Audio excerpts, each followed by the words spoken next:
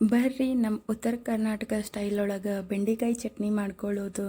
ರಾತ್ರಿ ಟೈಮ್ಗೆ ಚಪಾತಿ ಜೊತೆಗೆ ಇಲ್ಲ ರೊಟ್ಟಿ ಜೊತೆಗೆ ಏನು ಕ್ವಿಕ್ಕಾಗಿ ಮಾಡ್ಕೊಳ್ಳೋಣ ಅಂತಂದು ಯೋಚನೆ ಮಾಡೋರಿಗೆ ಇದು ಬೆಸ್ಟ್ ಚಟ್ನಿ ಅಂತ ಅಂದ್ಕೊಳ್ತೀನಿ. ಇಲ್ಲಿ ನಾನು ಸ್ವಲ್ಪ ಫ್ರೆಶ್ ಆಗಿರುವಂಥ ಬೆಂಡೆಕಾಯಿನ ತೊಳೆದಿಟ್ಕೊಂಡು ಈ ರೀತಿಯಾಗಿ ಕಟ್ ಮಾಡಿಟ್ಕೊಳ್ಬೇಕು.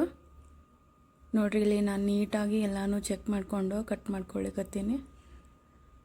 ಹಾಗೆ ಇದಕ್ಕೆ ಸ್ವಲ್ಪ ಹಸಿ ಮೆಣಸಿನ್ಕಾಯಿ ಒಂದು 5ರಿಂದ 6 ಎರಡೂ ಕಟ್ ಮಾಡಿಟ್ಕೊಂಡು ಈ ರೀತಿ ತವಾ ಒಳಗೆ 1 ಸ್ಪೂನು ಇಲ್ಲ 2 ಸ್ಪೂನ್ ಆಯಿಲ್ ಹಾಕಿ ಸ್ವಲ್ಪ ಹೊತ್ತು ಹುರ್ಕೊಳ್ಬೇಕಾಗತ್ತೆ ರೀ.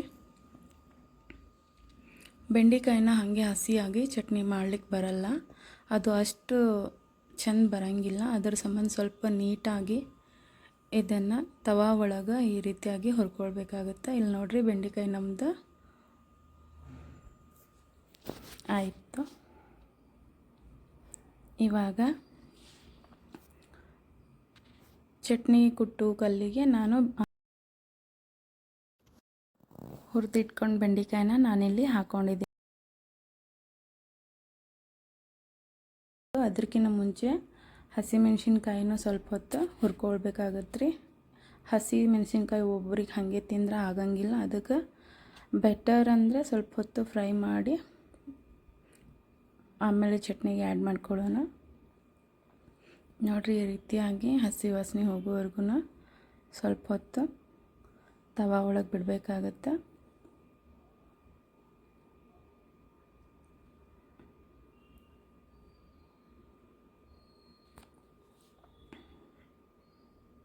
ನೋಡಿರಿ, ಇಲ್ಲಿ ಈ ರೀತಿಯಾಗಿ ಕೈ ಆಡಿಸ್ಕೊತ ಇವಾಗ ನಾ ಇದನ್ನು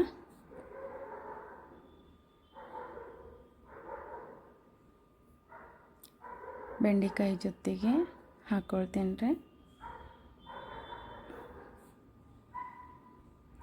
ಮೊದಲಿಗೆ ಬೆಂಡೆಕಾಯಿ ಹಾಕ್ಕೊಂಡಿದ್ದೆ, ಈಗ ಅದಕ್ಕೆ ಸ್ವಲ್ಪ ಹಸಿಮೆಣ್ಸಿನ್ಕಾಯಿ ಹಾಕ್ಕೊಳಿಕತ್ತೇನೆ. ಇದಕ್ಕೆ ಸ್ವಲ್ಪ ಜೀರಿಗೆ ಮತ್ತು ಉಪ್ಪು, ಒಂದು 8ರಿಂದ 9 ಹೆಸರಿನಷ್ಟು ಬೆಳ್ಳುಳ್ಳಿ ಹಾಕ್ಕೊಳಿಕತ್ತೇನೆ.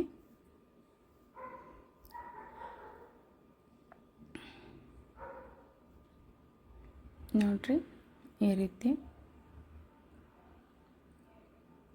ಇದಕ್ಕೆ ಸ್ವಲ್ಪ ಕೊತ್ತಂಬರಿ,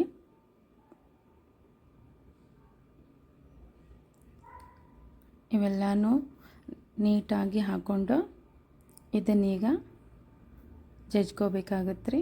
ಒಳ್ಳೊಳಗೆ ಮಿಕ್ಸಿ ಒಳಗೆ ಮಾಡಿದ್ರೆ ಏನಾಗುತ್ತೆ, ಅದು ಜಾಸ್ತಿ ಸಾಫ್ಟ್ ಆದ್ರೆ ಚಟ್ನಿ ಹಾಗೂ ಮಾಡ್ಕೋಬೋದು ರೀ. ಆದರೆ ಈ ಥರ ಕಲ್ಲೊಳಗೆ ಜಜ್ಕೊಂಡಿದ್ದ ಚಟ್ನಿ ಅದು ಟೇಸ್ಟ್ ಭಾಳ ಚಲೋ ಇರ್ತದೆ ಅನ್ನೋದಕ್ಕೆ ನಾವಿಲ್ಲಿ ಇದನ್ನು ಈ ರೀತಿಯಾಗಿ ಮಾಡ್ಕೊಳಿಕತ್ತೀವಿ. ನೋಡಿರಿ, ಇದು ಭಾಳ ಅಂದ್ರೆ ಒಂದು 10 ಮಿನಿಟ್ಸ್ ಒಳಗೆ ರೆಡಿ ಆಗಿಬಿಡ್ತದೆ ರೀ, ಜಾಸ್ತಿ ಟೈಮ್ ಹಿಡಿಯೋಂಗಿಲ್ಲ.